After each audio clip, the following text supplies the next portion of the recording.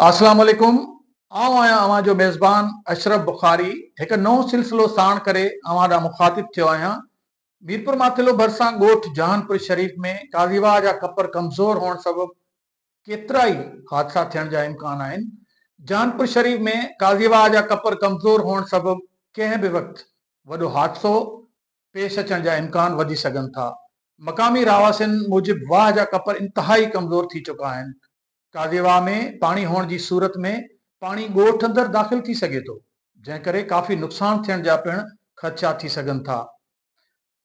ॻोठाणनि जो जेको चवणु आहे त जॾहिं काज़ीवाह में पाणी छोड़ कयो थो वञे तॾहिं खेसि वधीक पाणी जी दबाव सबबि वाह जा कपर कमज़ोर थी था वञनि, जंहिं जे नतीजे में पाणी रोड मथां क्रॉस करे ॻोठ ॾांहुं काहे पए थो। इन सॼी सूरताल ते ज़ाब्तो तॾहिं ईंदो जॾहिं सियासतदान संजीदा थींदा। ॿी सूरत में साॻी सूरताल रहंदी।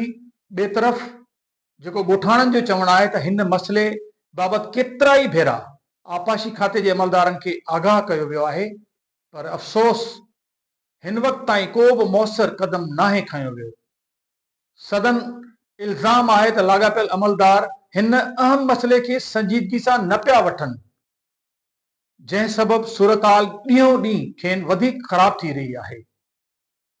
रहवासियुनि आला अख़्तियारनि खां मुतालबो कयो आहे त फौरी तौर ते नोटिस वठी काज़ीवाह जे कपरनि जी मरमत जो कमु तुर्त शुरूआत कयो वञे, जीअं कंहिं बि इम्कानी हादसे खां बची सघिजे ऐं माण्हुनि जी जान ऐं माल जो तहफ़ुज़ यकीनी बणाए सघिजे।